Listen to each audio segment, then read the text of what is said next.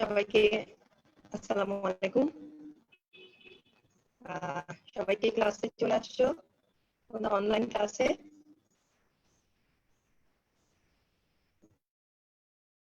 আমি এখন স্টার্ট করতে চাচ্ছি। তো তোমাদের কি অবস্থা? গত ক্লাসে যেটা লেকচার আমরা নিলাম, বোঝার কোনো অসুবিধা হয়েছে কিনা অবশ্যই আমাকে আজকে জানাবে কমেন্ট বক্সে।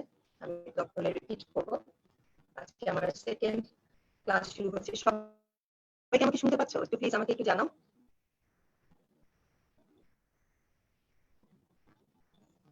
সবাই শুনতে পাচ্ছ?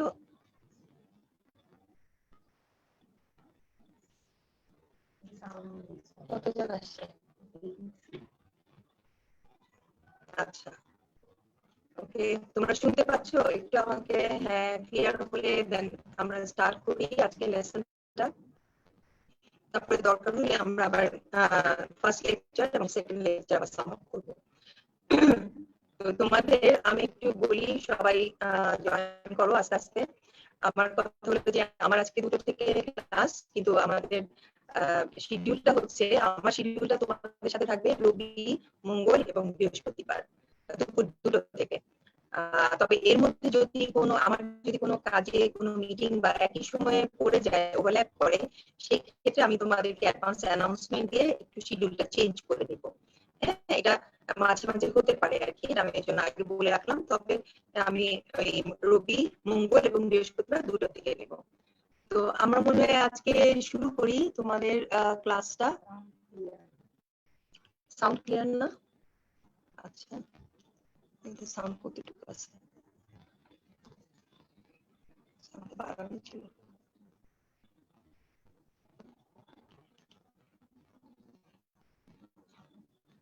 ঠিক আছে, এখন হেডফোন, হ্যাঁ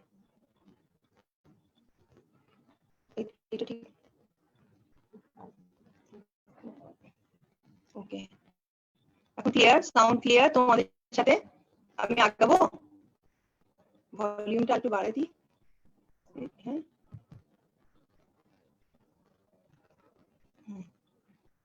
ওকে, আমি ঠিক আছে সাউন্ড এখন? আচ্ছা,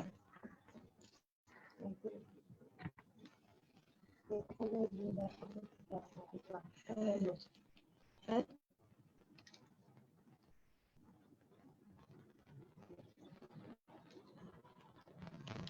ওকে, এখন দেখো, এখন শোনা যাচ্ছে?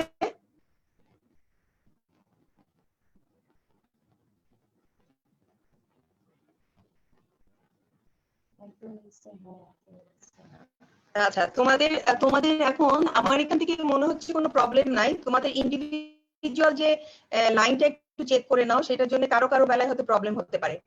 তো কেউ কেউ শুনতে পাচ্ছ, আমার মনে হয় কেউ কেউ শুনতে পাচ্ছ না, রাইট? হ্যাঁ, ঠিক আছে, তাহলে আমি আগাই, তোমরা একটু নিজেদের কানেকশন ঠিক করে নিও। ওকে, তো আজকে আমাদের লেসন যেটা, সেটা হচ্ছে আমরা আজকে দেখবো তোমরা ইনসিডেন্স রেট, প্রিভ্যালেন্স রেট। কালকে আমি একটু বলেছিলাম মরবিডিটি যখন পড়ানোর সময়, এটা এক্সাম্পলের সময়। তো আজকে এগুলো আমরা ইন ডিটেইলস এটা আলোচনা করব। আজকে আমাদের এই সেশনে যেটা আমাদের লার্নিং অবজেক্টিভ কি, আমাদের লার্নিং অবজেক্টিভটা হচ্ছে আজকে আমরা at the end of the session will be able to define incidence and prevalence rate. Incidence কাকে বলে, prevalence কাকে বলে, এটা তোমরা বলতে পারবে আশা করি। To write down the formula of incidence and prevalence rate, কিভাবে incidence rate আমরা ক্যালকুলেট করব and prevalence rate K calculate করব, এটা আমরা জানবো। To state special types of incidence rate, কিছু incidence rate আছে, these are special, এগুলো আমরা আলাপ করব। different types of prevalence rate সেটা আমরা বলবো। দেন আমরা use of incidence rate and prevalence কি সেটা নিয়ে একটু আলোচনা করব। এবং ইনসিডেন্স এন্ড প্রিভ্যালেন্স এর একটা ফর্মুলা আছে, সেই ফর্মুলাটা আমরা, তাদের রিলেশনশিপটা কি সেটা আমরা দেখব। এন্ড অলসো তোমাদের এপিডেমিওলজিক্যাল অ্যাপ্রোচ, একটা ইম্পর্টেন্ট জিনিস যেটা আমি তোমাদেরকে আজকে ডিসকাস করব। ওকে, তো এগুলো হচ্ছে আমাদের আজকে লার্নিং অবজেক্টিভ। তো প্রথমে যদি আমরা বলি যে ইনসিডেন্স কাকে বলে, পরীক্ষার সময় অনেকে জিজ্ঞেস করে যে ডিফাইন ইনসিডেন্স রেট। তো তোমাদের সেখানে অ্যানসার করতে হবে সেটা। আমি কালকে বলেছিলাম যে ডিজিজের আমরা যেটা দুটো জিনিস দেখি, একটা ডিজিজের নিউ কেস এবং ওল্ড কেস মেজার করি। আমরা একসাথে যখন মেজার করব নতুন কেস এবং পুরনো কেস, সেটাকে আমরা বলবো প্রিভ্যালেন্স রেট। যখন আমরা শুধু ক্যালকুলেট করব ইনসিডেন্স রেট নিউ কেস গুলোকে, সেগুলোকে আমরা বলবো ইনসিডেন্স রেট।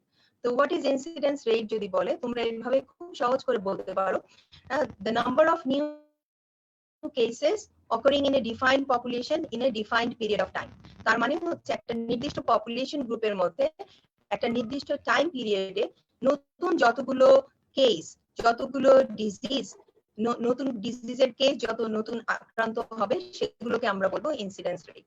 তাহলে আমরা বলছি হোয়াট ইজ ইনসিডেন্স, আমরা বলতে পারি these are the number of new cases occurring in a defined population in a defined period of time. এখন একটা ফর্মুলা, ইনসিডেন্স রেটকে আমরা ফর্মুলা বলি। তোমরা জানো যে রেটের চারটা এলিমেন্ট থাকে, নিউমারেটর, ডিনোমিনেটর, তারপরে টাইম স্পেসিফিকেশন এবং মাল্টিপ্লায়ার। তোমরা মিলিয়ে নাও এই চারটা এখানে আছে কিনা। এখানে নিউমারেটর হিসেবে আছে number of new cases in of a specific disease in a given period of time. তার মানে হচ্ছে এখানে আমার টাইমের কথা উল্লেখ আছে নিউমারেটরে, তাই না? আচ্ছা, আবার population at risk during that period, denominator হিসেবে আছে আমার পপুলেশন অ্যাট রিস্ক, তাই না? Total number of population at risk, এবং ওই পিরিয়ডটা ওই একই পিরিয়ড, নিউমারেটরে তুমি যে পিরিয়ডটা মেনশন করছো, ডিনোমিনেটরে কিন্তু সেম পিরিয়ড অফ টাইম, একই সময় আমরা সেটা ধরে নিব। এবং এটাকে মাল্টিপ্লায়ার হচ্ছে এখানে 1000। তবে এখানে অনেক সময় যে আমরা এখানে 1000 দিয়ে মাল্টিপ্লাই করি, অনেক সময় মাল্টিপ্লায়ার কিন্তু 10,000 হতে পারে, আবার 1 লাখ হতে পারে, হ্যাঁ, আবার 100 হতে পারে। কাজেই এখানে মাল্টিপ্লায়ার উইল ভ্যারি। তো কমনলি যেটা আমরা ইউজ করছি সেটা হচ্ছে 1000। তাহলে এখানে এই স্লাইডটা থেকে আমরা শিখলাম যে what is incidence rate, how you can calculate incidence rate by using the formula. So তোমরা মিলিয়ে নাও তাহলে তোমাদের ডিফারেন্ট এলিমেন্টস গুলো এখানে আছে কিনা। তাহলে আমরা নেক্সট স্লাইডে চলে যাচ্ছি, ফলো করো। এখানে একটা এক্সাম্পল হিসেবে আমি দেখিয়েছি, দেখো এখানে একটা ডেটা দেখানো হচ্ছে বাংলাদেশের টিউবারকুলোসিসের উপরে। এখানে বলা হয়েছে at least 3,57,000 tuberculosis patients are identified in a year in Bangladesh with an incidence rate of 221 per 1 lakh people. তাহলে আমি এই 221 lakh per 1 lakh people, এটা হচ্ছে আমার ইনসিডেন্স রেট বাংলাদেশে ফর দ্য পিরিয়ড অফ 2019। তাহলে এটা আমরা কোথা থেকে পেলাম? তাহলে তোমার এখানে দেখো কি হচ্ছে, এই ইনসিডেন্স রেট আমি বের করেছি। নিউমারেটর হলো আমার 3,57,000, আর ডিনোমিনেটর কি আমার টোটাল পপুলেশন অফ বাংলাদেশ, তার মানে 16 crore মাল্টিপ্লাইড বাই, এখানে ওরা 1 লাখ দিয়ে করেছে, 1 লাখ দিয়ে করলে আমি এই ফিগারটা আমার আসবে 221। তাহলে এটা হলো আমার ইনসিডেন্স রেট, ঠিক আছে? 10,000 যদি আমি করি তাহলে দাঁড়াবে আমার 22.1 per 10,000 পপুলেশন। ওকে, আচ্ছা, এরপরে হচ্ছে সরি 10,000 করলে আমার কয়টা শূন্য বাদ যাবে? তাহলে 1 লাখের চেয়ে 10,000 করলে একটা, তাই না? সেজন্য 22.1। আর যদি আমি সেটাকে আরো কমে করি, আরো ইউনিট আরো কমে নিয়ে নিই, তাহলে সেটা আমার 1000 আমার গিয়ে দাঁড়াবে কত? সেটা 0.221 per 1000 পপুলেশন। তাহলে এইটা হলো আমার কি, যে ইনসিডেন্স রেট অফ টিউবারকুলোসিস। তাহলে ওই ফর্মুলাতে বসালে তোমার যেটা আসবে সেই অনুযায়ী তোমার ফিগারটা চলে আসবে। তারপরে দেখো এখানে আছে tuberculosis mortality rate in 29 is 29 per 1 lakh people in 2000। একই সময়ে তোমার মর্টালিটি রেটটা এসেছে, এবং এটাকে আমরা বলি আগের দিন যেটা আমরা বলেছি যে কজ স্পেসিফিক মর্টালিটি রেট বা ডিজিজ স্পেসিফিক মর্টালিটি রেট। প্রতি 1 লাখ লোকে আমার কতজন মারা যাচ্ছে? 29 জন, তাই না? তাহলে এটা হলো আমার যেটা ডিজিজ স্পেসিফিক মর্টালিটি রেট। তাহলে আমরা এটা একটা এক্সাম্পল দিয়ে বোঝার চেষ্টা করলাম ইনসিডেন্স রেট আমরা কাকে বলছি। এখন আসলে যে আমাদের কিছু special type of incidence rate আমরা বলি। একটা হলো অ্যাটাক রেট, যেটা আমরা ইউজ করি during the time of epidemic, যেটা আমরা ইউজ করি সেটাকে আমরা বলি অ্যাটাক রেট। আমি এটা বিশেষ করে এই জন্যই বলছি তোমাদেরকে, আমরা ইনসিডেন্স প্রিভ্যালেন্সটাই ধরি, অ্যাটাক রেটটা কম ধরি, যেহেতু এখন আমাদের প্যান্ডেমিক স্টেটে আমরা আছি, এই জন্য এটা আমি একটু বলে যাচ্ছি তোমাদেরকে। এটা দেখো একটা special type of incidence rate. হ্যাঁ, এটা কখন আমরা ইউজ করি, যখন লিমিটেড পিরিয়ড অফ টাইম, আমরা কিন্তু সারা বছর জুড়ে যে ডিজিজ গুলা হয় সেগুলোর জন্য এটা ইউজ করব না অ্যাটাক রেট। হ্যাঁ, আমাদের পরে সার্টেন পিরিয়ড অফ টাইম হঠাৎ করে আসলো এপিডেমিকের সময়, হ্যাঁ, তখন আমরা এই যেটা রেটটা ব্যবহার করি অ্যাটাক রেট, এটা হিসাবে আমরা বলি relates the number of cases in the population at risk and reflects the extent of the epidemic, এবং এটাকে আমরা এক্সপ্রেস করি পার্সেন্টেজে। তাহলে আমরা বলতে পারবো পার্সেন্টেজে, কেন আমরা বুঝতে পারি আমার তাহলে নতুন কেস কতগুলো হচ্ছে এই অল্প সময়ের মধ্যে এই ডিফাইন্ড পপুলেশনের মধ্যে।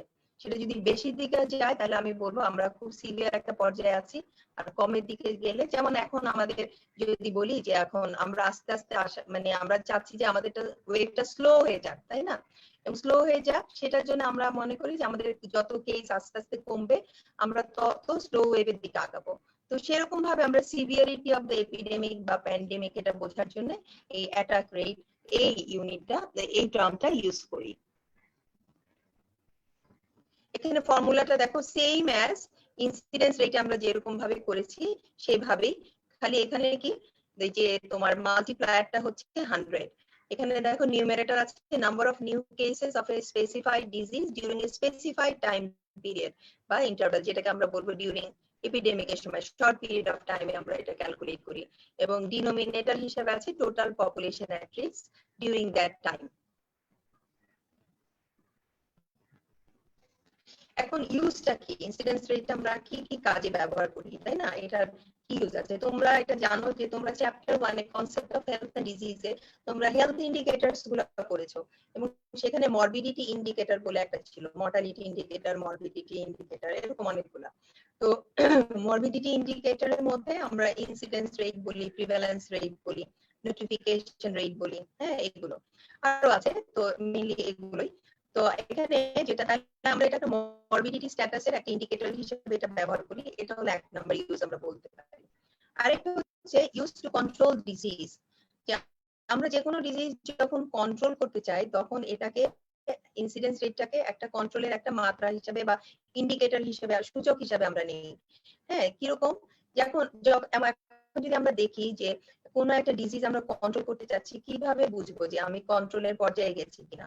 একটা হচ্ছে আমার একটা টার্গেট থাকবে যে ওই সময়ের মধ্যে আমার যে ইনসিডেন্সের হারটা কমে এই পর্যায়ে আসতে হবে, কিন্তু সেটা তো আমার ধীরে ধীরে আসবে, পর্যায়ক্রমে আসবে।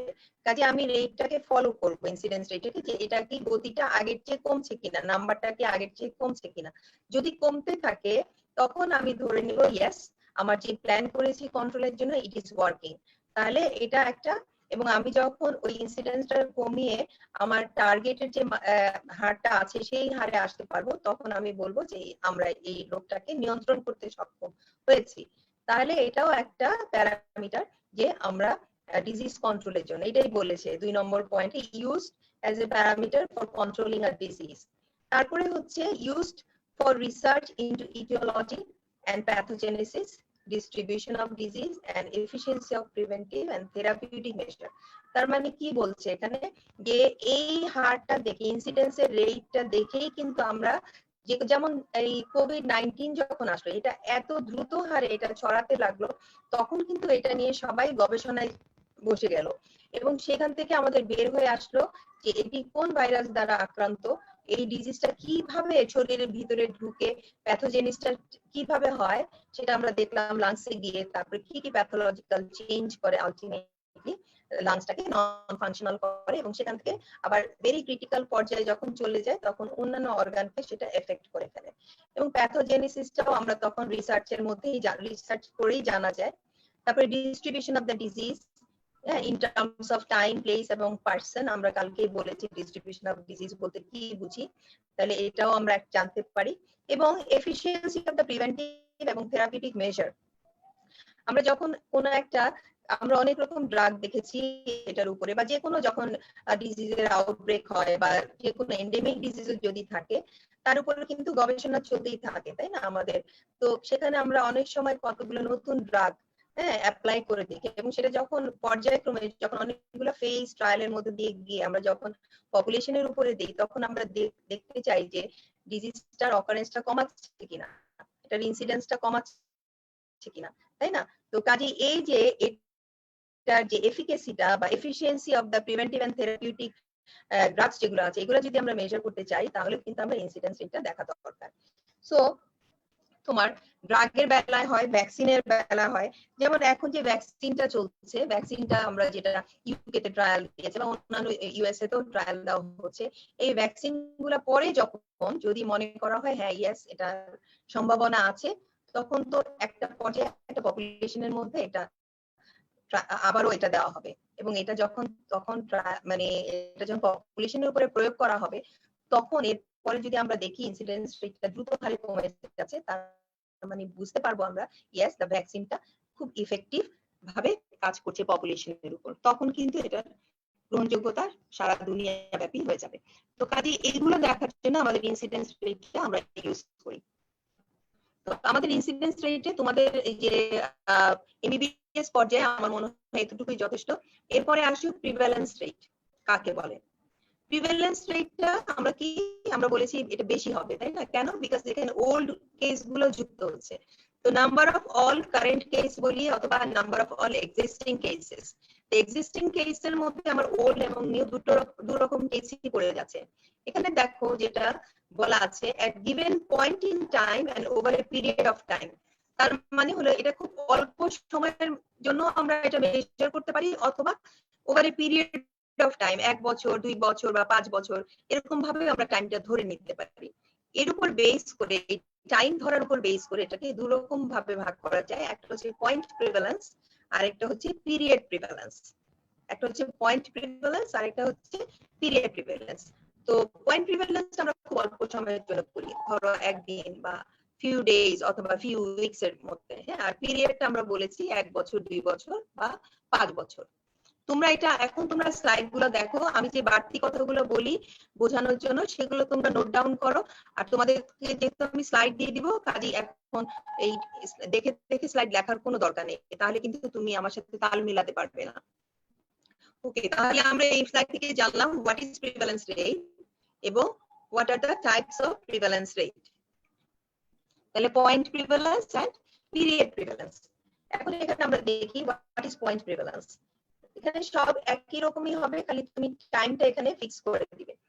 তাহলে এটা কি পয়েন্ট প্রিভ্যালেন্সটা হচ্ছে আমরা যখন total number of new and old case of a defined population দেখছি একটা গিভেন পয়েন্ট অফ টাইম, সেটাকে আমরা বলছি তাহলে পয়েন্ট প্রিভ্যালেন্স। ঠিক আছে, ফর্মুলাটা কি দেখো, ফর্মুলাটা এখানে নিউমারেটর, ডিনোমিনেটর, মাল্টিপ্লায়ার এবং টাইম স্পেসিফিকেশন চারটাই আছে। তাহলে এখানে নিউমারেটর হবে আগে যেরকম ইনসিডেন্সে ছিল যে নাম্বার অফ নিউ কেস, এখানে আসবে number of old and new cases, তাই না, in a specified population বা defined population at one point of time, ঠিক আছে, or given point of time। এবং এখানে ডিনোমিনেটর কি থাকবে, estimated population, total number of population at the same point in time, ওই সময়ে যে টোটাল পপুলেশন যেটা হবে সেটা, এবং এটা মাল্টিপ্লাই করব আমরা 1000 দিয়ে। তাহলে এটা হলো আমার পয়েন্ট প্রিভ্যালেন্স। সাধারণত তোমাদের যেটা আন্ডার গ্রাজুয়েট লেভেলে আমরা ধরি প্রিভ্যালেন্স কাকে বলে, পয়েন্ট প্রিভ্যালেন্স বা পিরিয়ড প্রিভ্যালেন্স ধরা হয় তাদেরকে যারা খুব ভালো মার্ক দিতে চায়, হ্যাঁ, সেই ক্ষেত্রে কিন্তু তোমাদের এটা জানতে হবে এবং বুঝে তুমি যদি এক্সপ্লেইন করতে পারো দ্যাট ইজ এনাফ আমি মনে করি।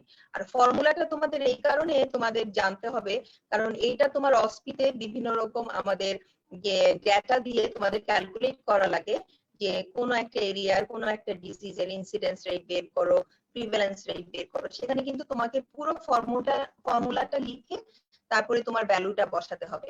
সেই জন্য তোমার এই ফর্মুলাগুলো জানতে হবে। ঠিক আছে, তো এখানে যেটা আমরা বলছি যে পয়েন্ট অফ টাইম বলতে আমরা কি বুঝি, তাহলে আমরা বলেছি একদিন হতে পারে বা ফিউ ডেজ হতে পারে অথবা ফিউ উইকস হতে পারে। এখানে যেমন আমরা বলি যে কোভিড-19 তোমরা দেখো প্রতি 24 ঘন্টায়, তাই না, একটা ফিগার দেওয়া হয় আজকে নতুন করে কতজন আক্রান্ত হলো, কতজন আমার টোটাল, তাই না, এই পর্যন্ত আক্রান্ত হলো। তাহলে তো আমরা যদি বলি যে আসলে এই পর্যন্ত যে আক্রান্ত হলো সেই সংখ্যাটা সেটাকে কিন্তু আমরা বলতে পারি যে প্রিভ্যালেন্স রেট, কিন্তু এখানে একটু সীমাবদ্ধতা আছে আমাদের। হ্যাঁ, বাংলাদেশের কনটেক্সটে আমাদের কি সীমাবদ্ধতা, সেটা হচ্ছে এখানে ডিনোমিনেটর যেটা আছে, ডিনোমিনেটরটার ব্যাপারে আমাদের একটু সন্দেহ আছে, তাই না? সেই জন্য আমরা আসলে এই টার্মগুলো এখানে বেটার ইউজ না করাই ভালো। কিন্তু সাধারণভাবে যে কোনো ডিজিজের জন্য আমরা বলতে পারি যে এরকম ভাবে এটাকে মেজার করা হয়। হ্যাঁ, এটা কিন্তু আমাদের এটা কোভিড-19 এর বেলায় আমরা বললাম যেহেতু আমাদের এখানে কনফিউশন আছে যে ডিনোমিনেটর নিয়ে, সেটা আমরা ওইভাবে এখন বলবো না। কিন্তু আমি তোমাদের এক্সাম্পল হিসেবে বোঝানোর জন্য বললাম যে আমরা তাহলে কোনটাকে বলতে পারি যে নতুন কেস। নতুন কেস তাহলে 24 ঘন্টায় যেগুলো আসছে সেগুলো আমার নিউ কেস, আর আমি টোটাল আক্রান্তের সংখ্যাটা আমরা যেটা বলি সেটা হচ্ছে আমার ওল্ড এন্ড নিউ বোথ। তাহলে আমি বোঝানোর জন্য তোমাদের এই এক্সাম্পলটা দিলাম। তারপরে সেম ভাবে আসো যে point period prevalence. Period prevalence হলো সেম পয়েন্ট প্রিভ্যালেন্সের মতোই, কিন্তু এখানে খালি সেই টাইম ফ্যাক্টরটাই ডিফারেন্ট হবে। তাহলে it is the total number of all cases, all new and old cases in a defined population in a defined period of time. তাহলে এটা হলো period of time, not point of time. হ্যাঁ, আচ্ছা, তাহলে এখানে নিউমারেটরটা কি আছে?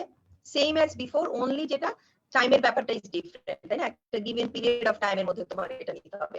আর যেটা নিচে যেটা আছে ডিনোমিনেটর, সেটাও একই রকম, যেটা population, total number of population within that period of time. ঠিক আছে, সেটাকে মাল্টিপ্লাই করবো একটা মাল্টিপ্লায়ার দিয়ে। তাহলে এটা গেল আমার পিরিয়ড প্রিভ্যালেন্স।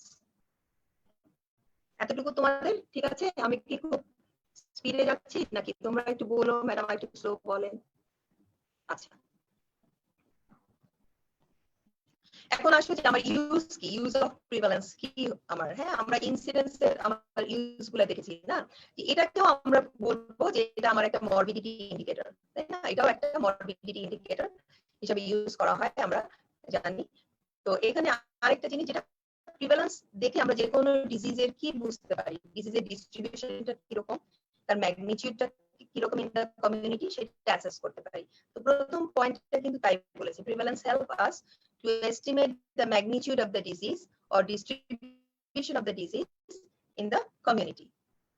তারপরে হচ্ছে এটা আমাদের যে হাই রিস্ক পপুলেশন কারা, সেটা আমাদের আইডেন্টিফাই করতে হেল্প করে। প্রিভ্যালেন্স রেটটা দেখে আমাদের যে এপিডেমিওলজিক্যাল কেস শিট, যেটা যেমন এখন কোভিড-19 যখন পেশেন্টদের কাছ থেকে স্যাম্পল কালেক্ট করতে যায়, হ্যাঁ, তখন কিন্তু তাদের একটা হিস্ট্রি শিট ফিল আপ করা হয়, কেস হিস্ট্রি নেওয়া হয়, তাই না?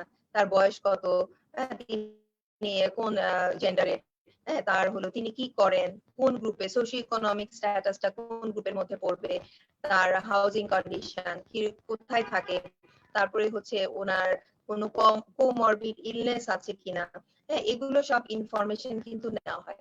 তো এগুলো থেকে আমরা বুঝতে পারবো, বা তার নিউট্রিশনাল স্ট্যাটাসটা কিরকম, এগুলো দেখে আমরা অনেক সময় বুঝতে পারবো যে আমাদের পোটেনশিয়াল হাই রিস্ক গ্রুপ কারা। এই ডাটাগুলো থেকে আমরা তখন আইডেন্টিফাই করতে পারবো যে আমার হাই রিস্ক গ্রুপ হচ্ছে এরা, তাহলে আমার কি লাভ হবে? আমার লাভটা হবে তাদেরকে আমার স্পেশাল অ্যাটেনশন দিতে হবে, তাদের জন্য আমাদের সার্ভিস ডেলিভারিটা প্রায়োরিটি হিসাবে সেট করতে হবে, যে না, তাদেরকে আমি আগে সার্ভিস দিতে হবে, তারা আমার হাই রিস্ক গ্রুপ, সেটা আমরা তাদেরকে এইভাবে আইডেন্টিফাই করতে পারি। তাহলে prevalence rates are specially useful for administrative and planning purpose. যে কোনো জায়গায় প্রিভ্যালেন্স কোনো একটা ডিজিজের বেশি যদি হয়, বা আমি যদি দেখি যে এটা আমার আসলে এখনই যদি আমি এটাকে ভালোভাবে কন্ট্রোল করতে না পারি, তাহলে এটার ইম্প্যাক্ট খুব খারাপ হবে। সেই জন্য আমাদের তখন কিছু প্ল্যান করা লাগে। হ্যাঁ, তাহলে প্রিভ্যালেন্স রেটটা দেখে আমাদেরকে কি করে, এটা হলো ইম্পর্টেন্ট একটা টুল, যেটা নিয়ে আমরা আমাদের প্ল্যানিং, অ্যাডমিনিস্ট্রেটিভ এন্ড ডিফারেন্ট যেগুলো ইভালুয়েশনের যে মেজার গুলো নিতে পারি।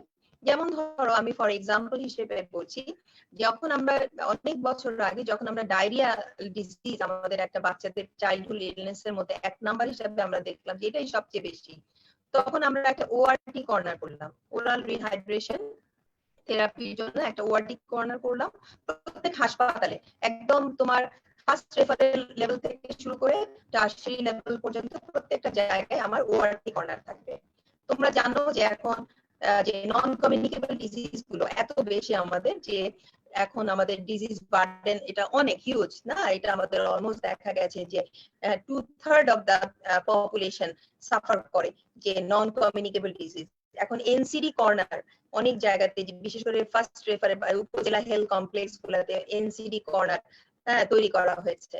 এবং তারপরে আসলো ডটস কর্নার, টিউবারকুলোসিস কন্ট্রোলের জন্য যখন আমরা চেষ্টা করছিলাম, প্রোগ্রাম শুরু করলাম, তখন ডটস কর্নার স্থাপিত হলো প্রত্যেকটা হাসপাতালে, প্রত্যেকটা মেডিকেল কলেজে, হ্যাঁ, যে হাসপাতাল আছে সেখানে। কেন? ওই স্পেশাল ওই জায়গা যাতে রোগীকে আর খুব ঘোরাঘুরি না করে এক জায়গা থেকে সেই সার্ভিসটা খুব স্বাচ্ছন্দ্যে নিতে পারে, তার জন্য। তো এখন এগুলোর উপরে ডিপেন্ড করে আসলে প্রিভ্যালেন্স রেট। তাহলে আমাদের এই জিনিসগুলা যে আমরা করলাম, এই মেজার গুলা করলাম, প্ল্যান গুলা করে আমরা ইমপ্লিমেন্ট করলাম, হ্যাঁ, এই সার্ভিস গুলা দিলাম, তারপরে আমরা একটা পর্যায়ে ইভালুয়েট করব আমার এই যে সার্ভিসটা কতটুকু কার্যকর সেটা পরে। তো কাজেই প্রিভ্যালেন্স রেট আমাদেরকে অনেক দিক নির্দেশনা দেয় যে আমাদের কি করতে হবে সামনে।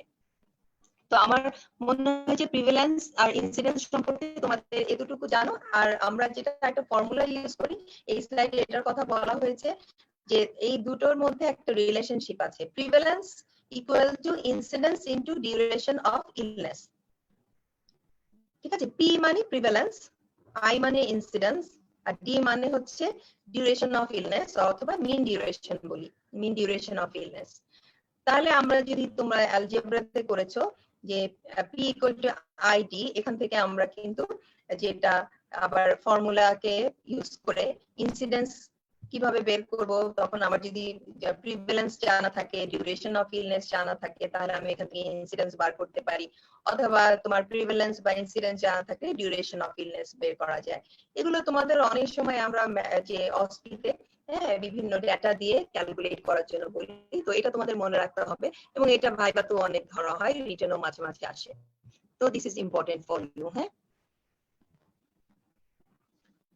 আচ্ছা, তো এখন আমাদের একটা পার্ট আমরা শেষ করলাম আজকে লেকচারে। আমাদের যে লার্নিং অবজেক্টিভ গুলো ছিল ওগুলোর সাথে একটু মিলিয়ে নিও। হ্যাঁ, পরে আমি আবার সাম আপ করবো, তখন বলবো। এখন another aspect of today's lecture সেটা হচ্ছে এপিডেমিওলজিক্যাল অ্যাপ্রোচ। এই যে আমরা যখন বিভিন্ন জায়গায় কোন একটা ইনভেস্টিগেট করতে যাই, আসলে আমাদের তখন ওয়েটা কি হবে, আমরা কিভাবে অ্যাপ্রোচ করব, হ্যাঁ, সেটা নিয়ে আমি একটু আজকে বলবো।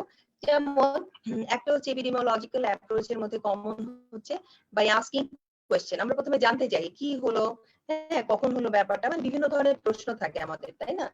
বিভিন্ন প্রশ্নের মাধ্যমে উত্তরগুলো নিয়ে আমরা সেগুলো তাহলে একটা সলভ করার চেষ্টা করব। তো কিভাবে করব আমি একটু পরে যাচ্ছি। আরেকটা হলো বাই মেকিং কম্প্যারিজন। একটা হচ্ছে বাই আস্কিং কোয়েশ্চেন, আরেকটা হচ্ছে বাই মেকিং কম্প্যারিজন। আমরা এখন দেখি প্রথম পয়েন্ট যেটা বাই আস্কিং কোয়েশ্চেন। এখন একটা হচ্ছে তোমার একটা কি জিজ্ঞেস করবো আমি, আসলে যেই হেলথ ইভেন্টটা হলো, যেই অকারেন্সটা হলো, সেটা সম্পর্কে তো আমি প্রশ্ন জিজ্ঞেস করব। তো একটা হচ্ছে রিলেটেড টু হেলথ ইভেন্ট, আর একটা হচ্ছে রিলেটেড টু হেলথ অ্যাকশন। মানে কি, আমি যে হেলথ ইভেন্ট সম্পর্কে সকল ইনফরমেশন গুলো নেওয়ার পরে আমি অ্যাকশনে যাব, এটা সলভ করার জন্য আমি কি করব, সেই রিলেটেড আমার কোয়েশ্চেন গুলো। তাহলে আমরা এখন দেখি যে আমাদের রিলেটেড টু হেলথ ইভেন্টস কি কি কোয়েশ্চেন গুলো আসে। যেমন হোয়াট ইজ দ্য ইভেন্ট, আমি বলবো যে কি সমস্যাটা কি হলো। আমরা যদি একদম কোভিড-19 এর প্রথম দিকের সিনারিও চিন্তা করি, তাহলে কি এটা, তাহলে আসলে রোগটা কি, তাই না? সবার এরকম হঠাৎ করে এতজন মানুষ অসুস্থ হচ্ছে, এত মারা যাচ্ছে, তো কি ব্যাপারটা কি? তো হোয়াট ইজ দ্য ইভেন্ট, তাই না? What is the magnitude of the event, হ্যাঁ, এইটা কি হারে হচ্ছে, এটার ব্যাপকতাটা কি, ব্যাপকতাটা কি, তাই না? এটা হলো সিভিয়ারিটিটা কতটুকু, এটা তাহলে এগুলা কিন্তু আমাদেরকে তাহলে কোয়েশ্চেন করে জানতে হবে, বা আমরা দেখবো যে এটা কিভাবে তাহলে এটা সোসাইটিতে বা কমিউনিটিতে বিদ্যমান, সেটা আমরা বিভিন্ন প্রশ্নের মাধ্যমে জানতে চাইবো, তাই না? আমরা কোথায় যাব ম্যাগনিটিউড জানতে গেলে?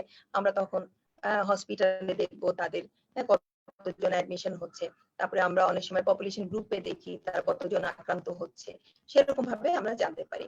where did it happen, where did it happen, এটা কোথায় হয়েছে। তাহলে এই যে ঘটনাটা ঘটলো বা এই যে ডিজিজটার আউটব্রেক মনে করছি, সেটা কোথায় হলো, জায়গাটা কোথায়, হু আর এফেক্টেড, কারা এফেক্টেড হচ্ছে, তাদের মধ্যে কারা বেশি আক্রান্ত, সেই গ্রুপের মধ্যে আবার কোন গ্রুপটা বেশি ভালনারেবল, এরকম অনেক ধরনের কোয়েশ্চেন থাকে।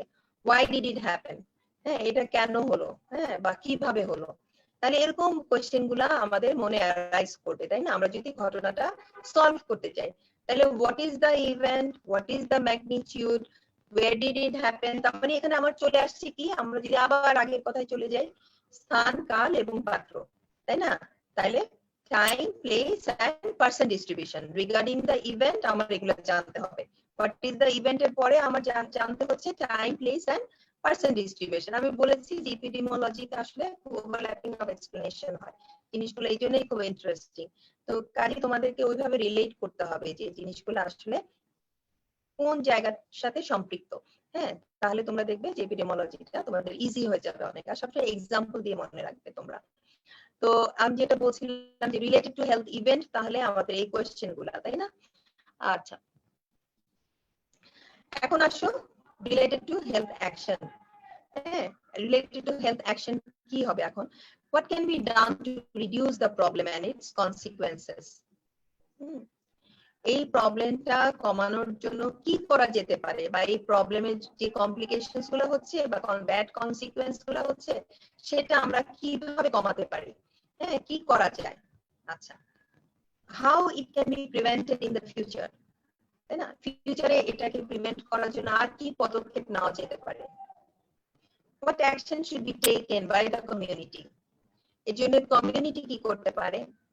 এর জন্য আমার গভর্নমেন্ট কি করতে পারে? আমার ন্যাশনাল হেলথ সার্ভিস কি করতে পারে? এর জন্য বাই আদার সেক্টরস তারা কি ইনভলভমেন্ট থাকতে পারে, তাদের লাইক নন গভর্নমেন্ট সেক্টর বা প্রাইভেট সেক্টর তারা কি করতে পারে, তাই না? এগুলো আমার মাথায় রাখতে হবে। Where and for whom these activities be carried out? এই অ্যাক্টিভিটি গুলো কাদের জন্য, কোথায় আমি ক্যারি আউট করব? হ্যাঁ, তাহলে এগুলো আরো আছে কোশ্চেন। আমি যদি এখন একটা একটা করে যাই যে what can be done to reduce the problem and its consequences.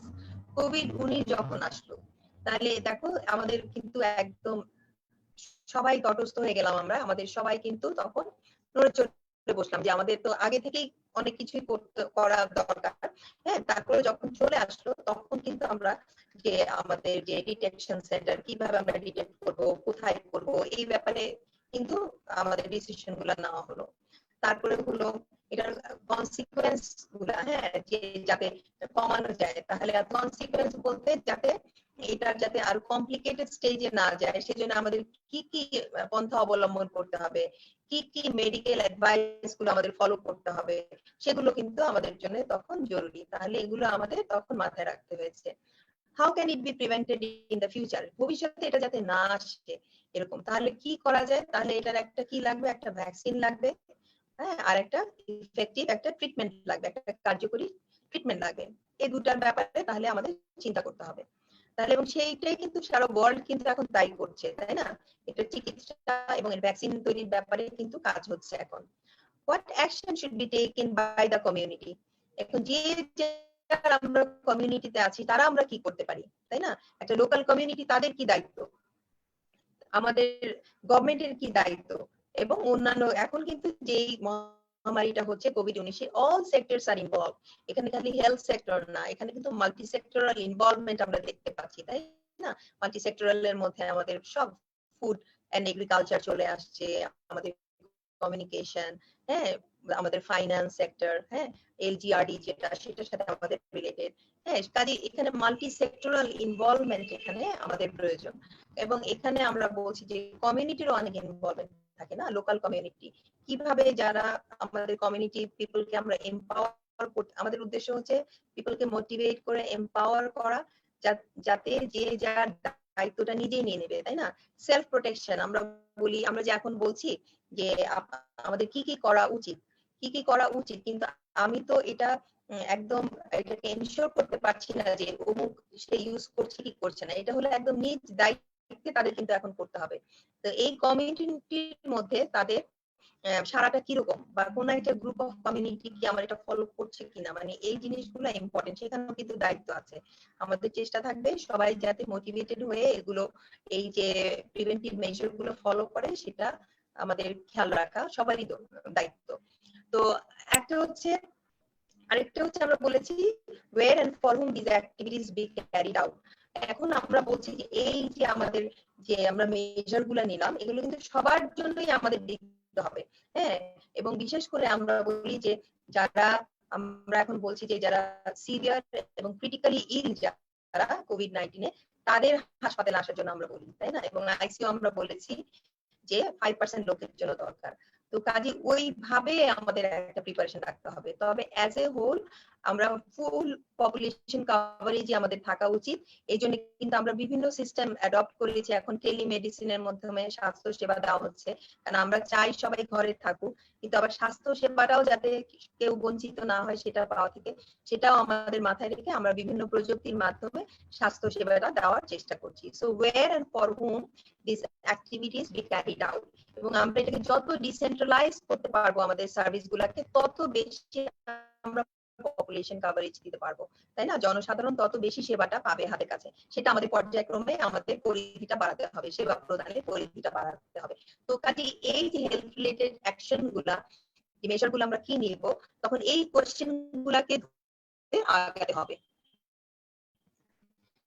R question যেমন what resources are required, and how these activities be organized, এই রিসোর্স কি কি লাগবে, এই যদি আমি আমার এই কাজগুলো করতে চাই, আমার কতজন লোকবল লাগবে, কি ফাইন্যান্স লাগবে, কি লজিস্টিক লাগবে আমার। এখন বর্তমানে আমরা দেখতে পাচ্ছি আমাদের লোকবল অনেক কম।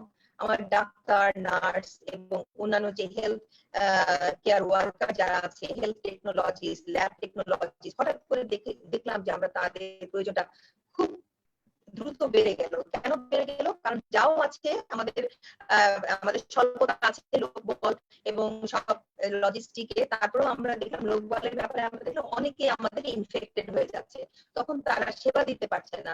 কাজে সেখানে আমাদের আরো ঘাটতি দেখা গেল, তাই না? তাহলে আমাদের আগে থেকে সিস্টেমটা ডেভেলপ করে রাখতে হবে। আমরা কিভাবে এই যে, আমি যদি কোভিড-19 কথাই বলি, তাহলে আমরা কিভাবে ডাক্তার বা নার্সদের এখানে সেবা দানের সিস্টেমটা কি করাবো। আমরা বলি যে কেউ যদি 10 দিন বা 14 দিন সার্ভিস করে, তারপরে 14 দিন তাকে কোয়ারেন্টাইনে থাকবে, এরকম ভাবে একটা লোকস্থানের মাধ্যমে রিশাফলিং করে আমরা তাদের ডিউটিটা ভাগ করে দিব। তো কাজে কি রিসোর্স লাগবে এবং কিভাবে আমি অর্গানাইজ করব আমার পুরো সার্ভিস ডেলিভারিটা, সেগুলো কিন্তু আমাদের মাথায় রাখতে হবে।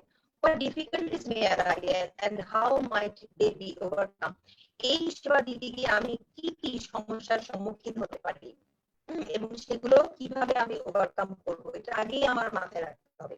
সে ফর এক্সাম্পল, আমি যখন আমার আমার যখন এখানে আমরা দেখতে পাচ্ছি এখন অক্সিজেনের অনেক ঘাটতি দেখা যাচ্ছে, কাজে একটা পর্যায়ে আমার কিন্তু এটা আগেই মাথায় রাখতে হবে, হ্যাঁ আমার এই অক্সিজেনের ঘাটতি দেখা দিতে পারে, আমার আইসিইউর কিন্তু এখন স্বল্পতা আছে, আবার সেখানে অক্সিজেন আছে। কাজে আমার আগে থেকেই এটা মাথায় রেখে আমার ওইভাবে তৈরি রাখতে হবে যাতে আমার দরকার মতো আমি প্রয়োজনীয় জিনিসটা আমি হাতের কাছে পাই এবং সেবাটা আমি সঠিকভাবে দিতে পারি। যেগুলো মাথায় রাখতে হবে। একটা এক্সাম্পল দিই, অনেক সময় আমরা একবার দেখেছি যে বন্যা হলো, বন্যায় প্রাণ দিতে গিয়ে যে গেছে, নৌপথে গেছে উনি, কিন্তু সাঁতার জানতেন না, সেখানে নৌকাটা ডুবে মারা গেল। এরকম কিন্তু হয়েছে। তো কাজে সেখানে আগে মাথায় রাখা উচিত ছিল উনি তো সাঁতার জানেন না, বেটারটা না দেওয়াই ভালো। আর যদি উনি জানো তাহলে সেই ক্ষেত্রে কিন্তু ওনার যেটা লাইফ জ্যাকেট একটা সাথে রাখা উচিত ছিল। মানে এই জিনিসগুলো যখন আগে থেকে চিন্তা করতে হবে। আরেকটা হচ্ছে এখানেও যে যেমন আমাদের যে যারা সার্ভিস দিবে তাদের সব কিছু, আমি বলছি যে যেটা আগের পয়েন্ট আমি বলেছিলাম যে কি কি আমার লাগবে, লজিস্টিক বা আমার সাপোর্টিভ যেগুলো তোমার যেগুলো আমাদের ইকুইপমেন্টস গুলো লাগবে, যেমন পিপিই অথবা মাস্ক, আমাদের এগুলো কিন্তু সবকিছু তোমার যাতে সাফিসিয়েন্ট অ্যামাউন্টে আমার হাতের কাছে থাকে সেটাও আগে থেকে আমার কিন্তু ব্যবস্থা নেওয়া হয়ে থাকা উচিত। তো আমার মনে হয় যে আমরা যে by asking question যেটা আমরা আলাপ করছিলাম সবাই, আচ্ছা আমার মনে হয় যে শোনা যায় না একটু, হেডফোন এখন দেখো তো, এখন কি সাউন্ডটা ক্লিয়ার? এখন সাউন্ডটা ক্লিয়ার হেডফোন ছাড়া? হেডফোন ছাড়া সাউন্ডটা ক্লিয়ার আছে?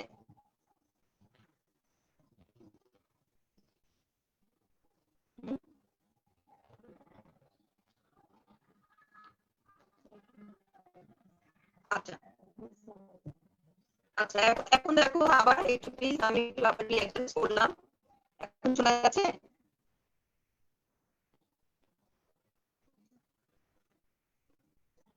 এখন শোনা যাচ্ছে না?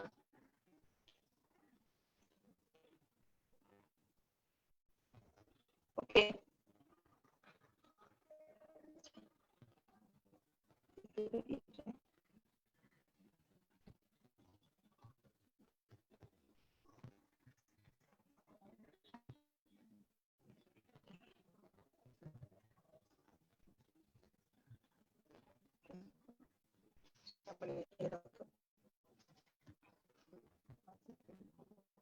শোনা যায় এখন?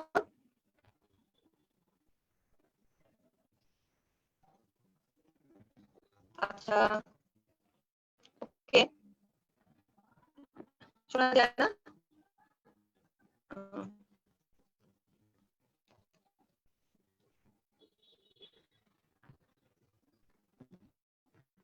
এখন এখন ভেঙে যাচ্ছে। আচ্ছা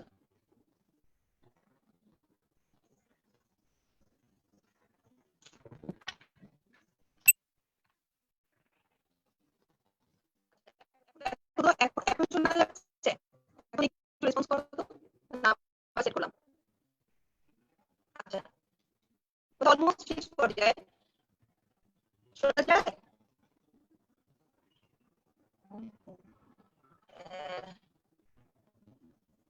সাউন্ড প্রবলেম।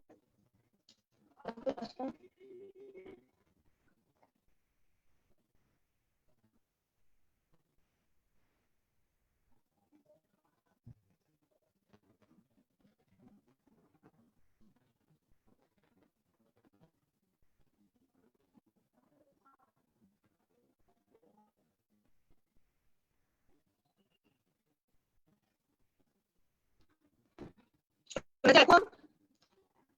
আগাবো? এখন আবার চেক করো, এখন আবার দেখো।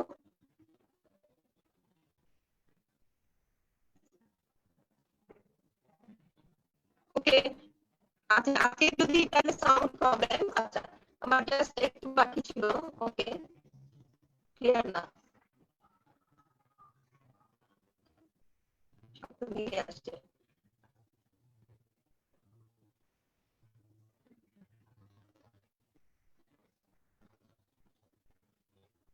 যদি এখন ক্লিয়ার না হয় সাউন্ড, তাহলে আমি আজকে শেষ করি এখানে, কারণ তোমরা বুঝতে শুনতে না পারলে ভালোভাবে আমি আবার কালকে রবিবার দিন, আজকে রোববার, মঙ্গলবার দিন আবার 2টার সময় তোমাদের সাথে এটা আবার জাস্ট একটু শেয়ার করে নেবো। ভেঙে যাচ্ছে? আচ্ছা আচ্ছা আমি একটু বলি, যদি কেউ যদি আমাদের ওখান থেকে রেকর্ডিং এর প্রবলেম না হয় তাহলে রেকর্ড হয়ে যায়। আচ্ছা আমি একটু বলে যাই, যদি পরে তোমরা হয়তো পেয়ে যাবা। একটা হচ্ছে যেটা আমরা যেটা শেষ করলাম বাই আস্কিং কোয়েশ্চেন, এখন বাই মেকিং কম্পারিজন। হ্যাঁ বাই মেকিং কম্পারিজন যেটা, সেটা হচ্ছে আমরা বিভিন্ন গ্রুপের মধ্যে দেখবো এটা, হ্যাঁ যে কম্পেয়ার করে দেখবো যে আমাদের আমাদের এই স্ট্যাটাস আমরা বিভিন্ন গ্রুপের মধ্যে কম্পেয়ার করব, কিভাবে one group having the disease or exposed to the risk factor and another group not exposed to the risk factor। তার মানে কি বুঝাচ্ছে যে আমরা অনেক সময় যেটা যে অনেক প্রবলেম সলভ করার জন্য দেখি যে ধরো একটা হচ্ছে যদি কোনো ডায়রিয়া ডিজিজ কোনো একটা যে কোনো সেফ ওয়াটার সাপ্লাই নাই সেটার কারণে হচ্ছে, তাহলে সেই ক্ষেত্রে আমার এক ধরনের অকারেন্স অফ ডায়রিয়া হবে, রাইট? কিন্তু আমি যদি দেখি যে কোনো একটা জায়গায় যে খুব সেফ ওয়াটার সাপ্লাই দিয়ে তাদের অকারেন্স অফ ডায়রিয়াটা কেমন হয়েছে, মানে সেইগুলো আমি বিভিন্ন জায়গায় আমি কম্পেয়ার করে দেখবো, তাহলে এই মেজার্স গুলো থাকার ফলে তার অকারেন্স অফ ডায়রিয়া কিরকম, না থাকার ফলে অকারেন্স অফ ডায়রিয়া কিরকম, সেইটাকে কম্পেয়ার করে আমি তখন কন্ট্রোল মেজার নেওয়ার ব্যাপারে একটা চিন্তা করতে পারি। মেকিং কম্পারিজন মানে হচ্ছে তাই আমার বিভিন্ন জায়গায় এই প্রবলেমটা অন্য জায়গায় যখন হয়েছিল তখন তারা কি করেছিল। সে ফর এক্সাম্পল এখন কোভিড-19 না সার্স কভ 2, এটা করোনা ভাইরাস 2 যে এই অসুখটা হচ্ছে। কিন্তু আমি এখানে আমি আগে কম্পেয়ার করে দেখতে পারি আমার যখন সার্চ হয়েছিল 2003-এ বা মার্চ হয়েছিল 2015-তে, তখন তারা আসলে কি করেছিল। তাহলে এগুলোর বিভিন্ন জিনিস কম্পেয়ার করলে অনেক সময় আমরা অনেক ক্লু পেয়ে যাই। তো কাজে এটাও আরেকটা কম্পারিজন করার যে আমরা অনেক সময় লিটারেচার ঘেরে বের করতে পারি যে আগে কি ধরনের এই দুর্যোগের সময় তারা কি ব্যবস্থাপনা নিয়েছিল, সেখান থেকে কিন্তু আমাদের অনেক আইডিয়া আমরা পেয়ে যাই। তো কাজে এই মেকিং কম্পারিজনের উদ্দেশ্যটা হচ্ছে তাই। তাহলে একটা হচ্ছে আমরা ডিরেক্টলি আমরা কোয়েশ্চেন আস্ক করে সেখান থেকে সমস্ত ইনফরমেশন নিয়ে কি করা যায় সেই ব্যাপারে যে আমার কি কি ওই প্রশ্নগুলো আমি আগে তৈরি করে আমি আমার সমস্যার সমাধানের দিকে যাব। তারপর আরেকটা হচ্ছে আমার আগে যে অফারেন্স গুলো হয়েছে সেগুলো অন্যান্য গ্রুপে কিরকম অবস্থা ছিল সেগুলো আমরা তুলনামূলকভাবে স্টাডি করে সেটার ব্যাপারে পদক্ষেপ নিতে পারি। যেহেতু আজকে সাউন্ড ভালো না, আমার মনে হয় আমি আজকে এখানে কনক্লুড করি। তোমরা এটা দেখো, যদি এটা ঠিকভাবে রেকর্ড করা হয়ে থাকে তাহলে আমরা আবার নেক্সট ক্লাসে এটা হয়তো আবার রিভাইজ করবো। সবাইকে অনেক ধন্যবাদ। সবাই ভালো